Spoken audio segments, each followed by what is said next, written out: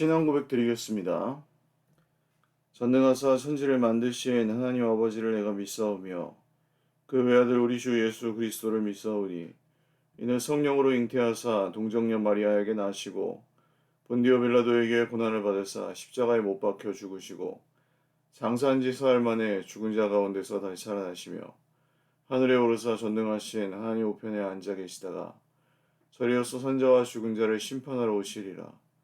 성령을 믿사오며 거룩한 공예와 성도가 서로 교통하는 것과 죄를 사하여 주시는 것과 몸이 다시 사는 것과 영원히 사는 것을 믿사옵나이다. 아멘.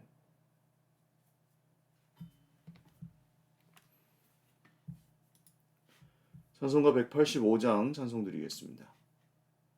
185장입니다. 이 기쁜 소식을 온 세상 전하세.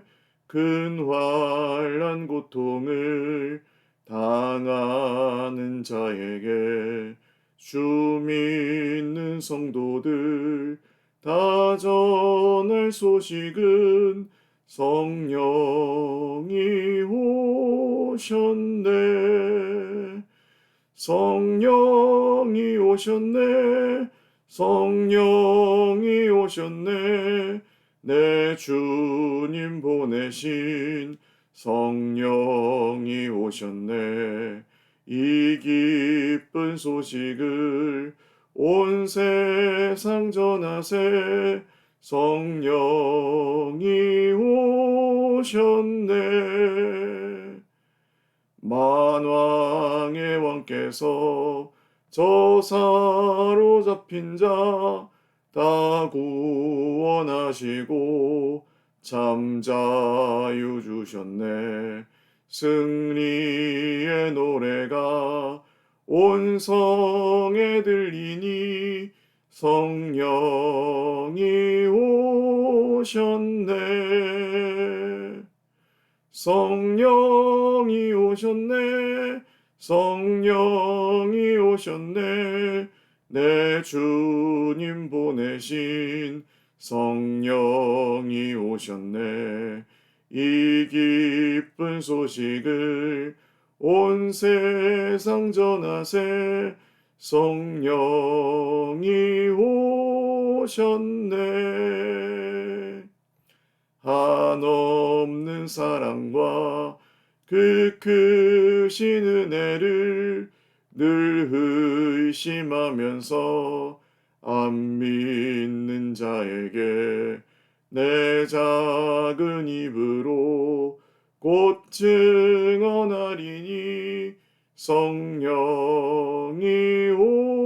오셨네. 성령이 오셨네. 성령이 오셨네. 내 주님 보내신 성령이 오셨네. 이 기쁜 소식을 온 세상 전하세. 성령이 오셨네. 아멘. 하나님 말씀 사도행전 20장 1절에서 16절 말씀입니다. 사도행전 20장 1절에서 16절 말씀입니다.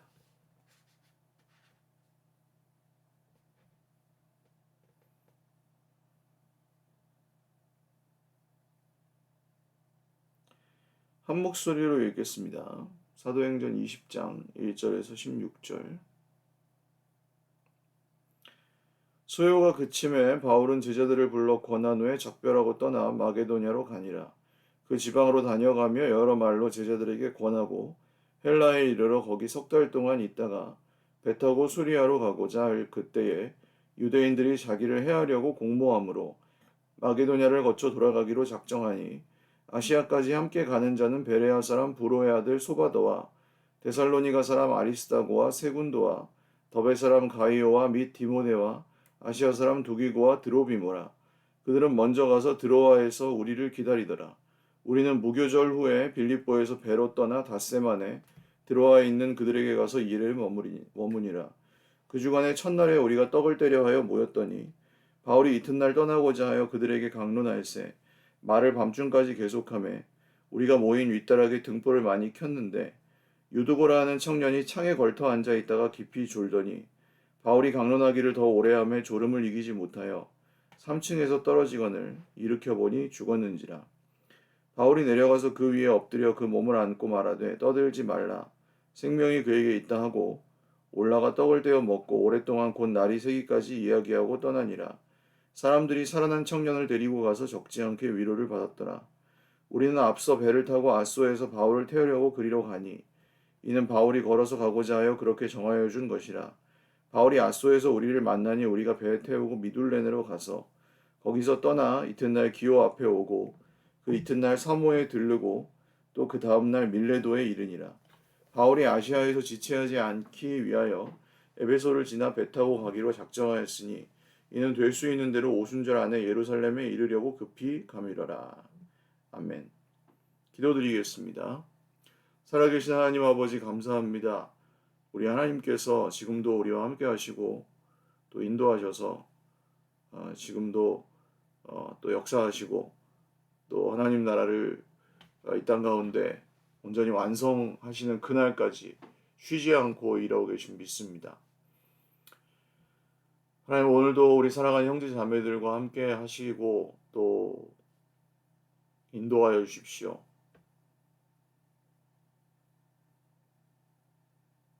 또 우리 모든 형제 자매들을 보살펴 주십시오. 동행하여 주십시오. 필요를 채워주시고 그 마음을 위로하여 주십시오. 외로울 때마다 그 마음을 어루만져 주시고 또 몸이 아플 때마다 주님께서 그 몸을 치유하여 주십시오. 깊은 한숨을 내쉴 때마다 주님 위로하여 주시고 마음이 아플 때마다 치료하여 주십시오. 오늘도 예배 드릴 때에 하나님께서 영광 받아주시고 우리의 상한 마음, 상처 입은 심령을 주님의 성령께서 어루만져 주시고 말씀을 통하여 우리의 마음에 또 삶에 깊은 죄들이 또 말씀을 통해 거울처럼 비추어질 때에 마음에 회개하고 또 성령께서 보여주신 대로 보고 죄에서 돌이켜 주님의 나라를 소망하고 바라볼 수 있는 또 깊은 깨달음과 또 부드러운 마음을 갖게 하여 주십시오. 지금도 우리와 함께 하시고 또 동행하시고 우리를 선한 길로 인도하여 주시는 예수 그리스도의 이름으로 구원의 이름으로 기도 올리옵나이다. 아멘. 할렐루야. 오늘도 하나님의 은혜와 평강으로 풍성한 하루 누리시기를 바랍니다. 사도행전 20장 말씀 함께 나눕니다. 에베소에서 3년간의 사역을 마친 바울 사도는 제자들을 불러서 권하다, 위로하다, 격려하다라는 뜻의 단어가 또 쓰여지죠.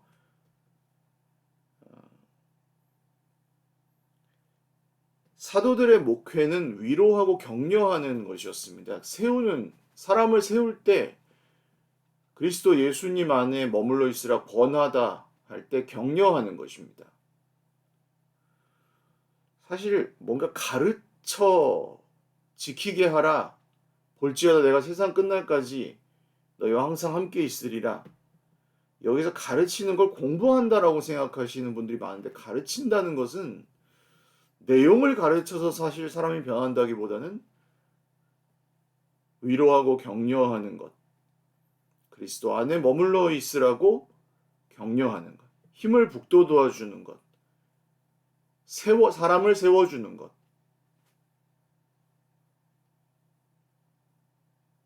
윈윈입니다. 기독교의 사람을 세우는 방식은 윈윈이에요.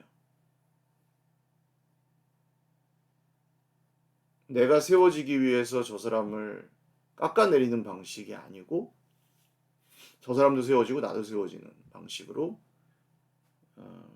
권하는 것이죠. 적별하고 떠나 마게도냐로 바울은 가고 지방으로 다녀가며 여러 말로 제자들에게 권하고 또 권하죠. 그러니까 바울의 사역이 이제 세워진 제자들에게는 위로하고 격려함으로 이 사람들을 세우는, 그리스 헬라에 이르러서 거기 석 달 동안 있다 배 타고 수리아로 가고자 할 때 그때 유대인들이 자기를 해하려고 공모함으로 마게도냐를 거쳐 돌아가기로 작정하니 아시아까지 함께 가는 자는 베레아 사람 브로야도 소바도와 데살로니가 사람 아리스다고와 세군도와 더베 사람 가이오와 디모데와 아시아 사람 두기도와 드로비모라.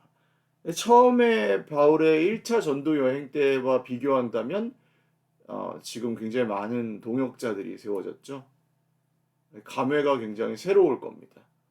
1차 전도 여행 때 그 이고니온, 루스드라, 비시디 안디오 그 지역을 돌면서 돌에 맞아서 죽어서 버려졌을 때랑 비교하면 얼마나 많은 이 쟁쟁한 동역자들이 세워졌습니까?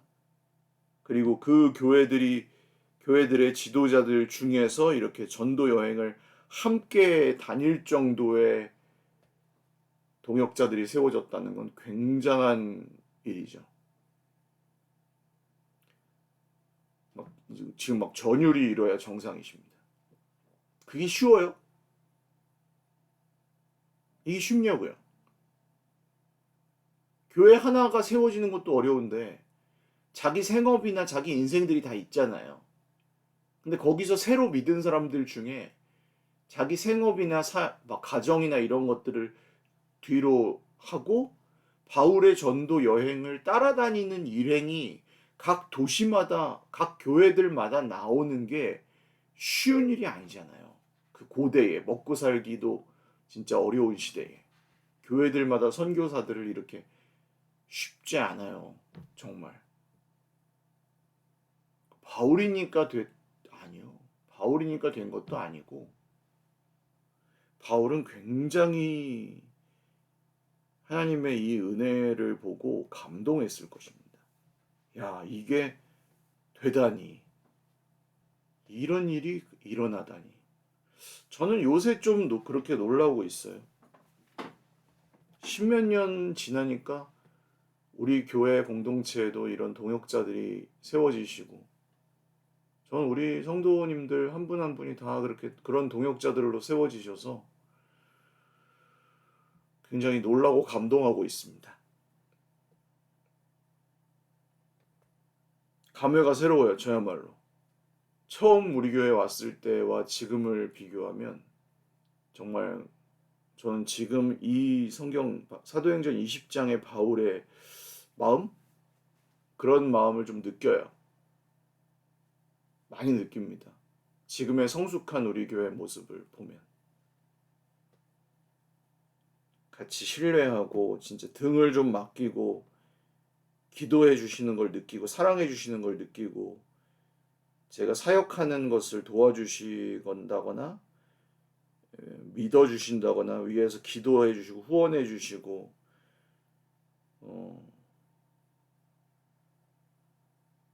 든든히 뒷받침해 주시고 또 어떤 부분의 사역을 이렇게 맡겨드리면 그걸 책임져 주시고 하는 이런 부분들을 보면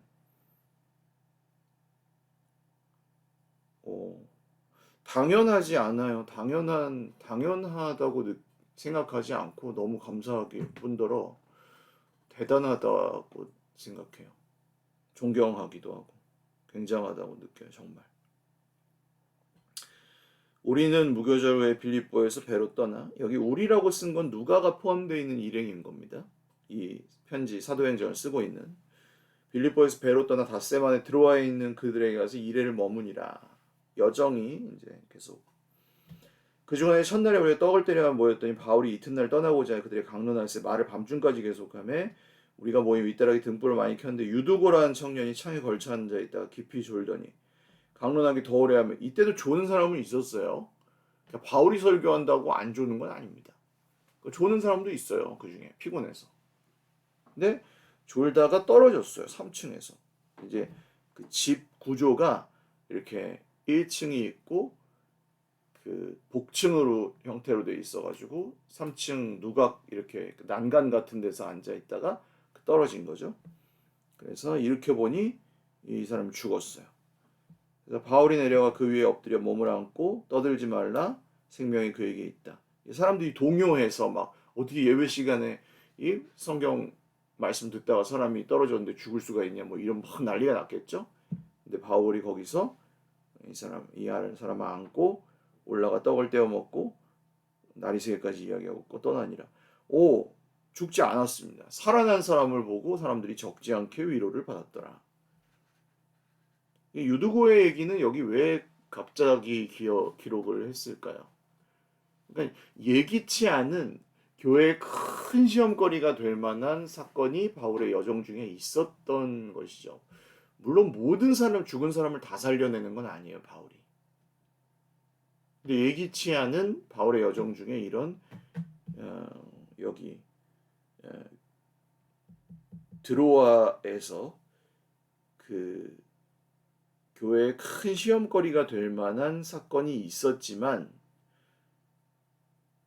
그 와중에 하나님께서 바울을 통해서 그 정말 피곤을 못 이겨 지쳐 예기치 않은 사고로 자기의 천수를 다 누리지 못하고 갑자기 예기치 않은 사고로 죽은 한 청년을 그 공동체가 너무 갑작스러운 그 사고로 인한 슬픔 때문에 와해되지 않도록 하나님께서 살려주신 기적적인 사건을 사도행전 기자는 특별하게 기록하고 있습니다.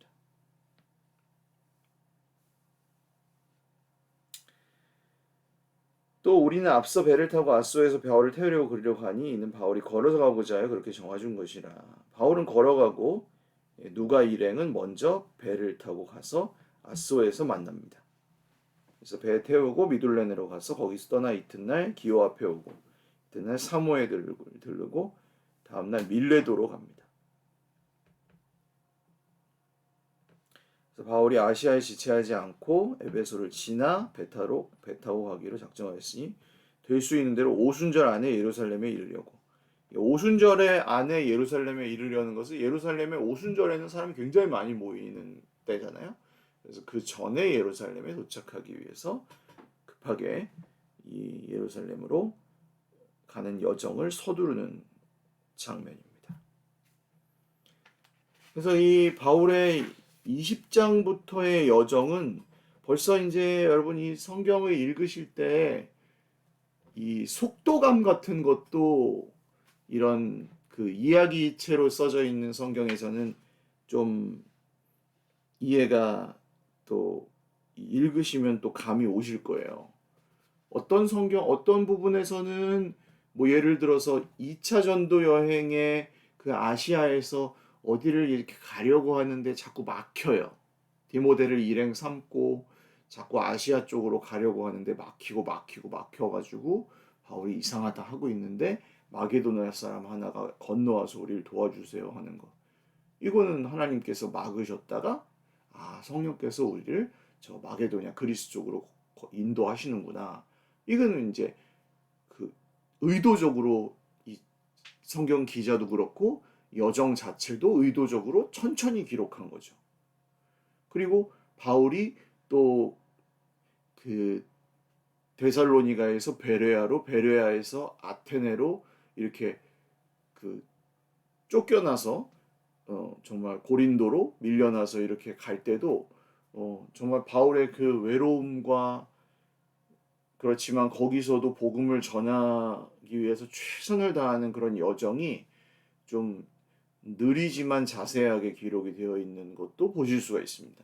근데 여기서 20장부터는 굉장히 아주 또 속도감 있게 왜요? 바울이 이제 내 이 선교 여정의 끝을 향해서 달려가고 있다는 사실을 좀 누가가 또 속도감 있게 표현을 하고 있어요. 그러니까 이 여정에서는 좋은 일만 있지도 않고 나쁜 일만 있지도 않은데 때로는 중요한 사건들을 이렇게 깊이 있게 천천히 다루기도 하지만 또 속도감 있게 빨리빨리 그렇게 다루기도 합니다. 우리 인생 여정도 그래요. 때로는 지루하리만큼 별일이 없고 그냥 늘 다람쥐 쳇바퀴 돌듯이 매일매일이 똑같은 것 같고 참 늘 문제만 있어서 힘든 인생 같기도 하고 늘 별일 없어서 지루한 인생 같기도 한 것처럼 천천히 흘러가기도 하고요. 너무 바빠서 눈코 뜰 새 없이 또는 너무 문제 때문에 너무 힘들게 그냥 도대체 정신이 하나도 없는 것처럼 흘러가기도 하는 게 우리 인생입니다. 그렇지만 이 여정을 누가 인도하고 계시는지를 여러분 다시 한번 기억해 보십시오. 이 여정이 지금 늦든지 빠르든지 천천히 가고 있든지 급하든지 이 여정은 누가 인도하고 계십니까? 한번 적용해 보십시오. 사도행전의 이 모든 바울의 여정은 누가 인도하고 계시죠? 오직 성령이 너희에게 임하시면 너희가 권능을 받고 예루살렘과 온 유대와 사마리아와 땅끝까지 이르러 내 증인이 되리라 말씀하신 예수님과 그분의 영이신 성령님께서 인도하고 계시죠. 마찬가지로 우리의 인생도 인생 여정도 형편이 어떠하든 속도감이 어떠하든 우리의 인생 여정도 성령님께서 인도하고 계십니다. 오늘 좀 기분이 안 좋으신 분들도 계시고 기분이 기쁘게 하루를 시작하고 계신 분들도 계시죠. 그 문제가 사람으로 인한 것일 수도 있고 어떤 문제로 인한 것일 수도 있고 내 컨디션이 지금 안 좋으신 분도 있으시고 좋으신 분도 있으실 수 있고 어떤 미운 사람, 나랑 잘 안 맞는 그런 사람 때문에 그러실 수도 있고 그렇지 않으실 수도 있을 겁니다. 물질 때문에 혹은 공중의 권세 잡은 사탄의 방해로 여러 원인은 다르시지만 그런 어려움들은 크고 작은 어려움들은 다 있으시잖아요. 그렇지만 그런 환경에 상관없이 우리 인생을 지금 키를 잡고 인도하고 계시는 분은 누구십니까? 성령님이십니다. 이 사실이 변하지 않는다는 것을 믿으십시오. 그러면 목적지가 변하지 않아요. 길은 이렇게 조금 달라질 수 있고 속도가 조금 달라질 수 있어요. 그거는 물이 흐르잖아요. 근데 돌멩이도 있고 중간에 징검다리 같은 거 놓여져 있고 나뭇가지 같은 것도 있고 물이 이렇게 가다가 지형이 달라지면 굽이굽이 이렇게 흐를 수는 있는데 물이 높은 데서 낮은 데로 흐르는 건 변하지 않습니다. 좁은 데를 만나면 좀 빨라졌다가 넓은 데를 만나면 강이 좀 천천히 흐르다가 그거는 달라질 수 있지만 높은 데서 낮은 데로 흐르는 건 다르지 않고 산에서 낮은 데로 가가지고 바다까지 가는 것은 변하지 않아요. 성령께서 인도하신다는 사실만 기억하시면 돼요. 부르시는 날 주님이 정하시는 거죠. 어떻게 갈지 걱정하지 마세요. 주님이 정하세요.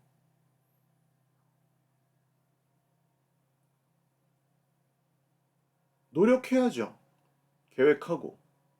그러나 사람이 그 길을 계획할지라도 그 일을 이루시는 분은 하나님이시니라.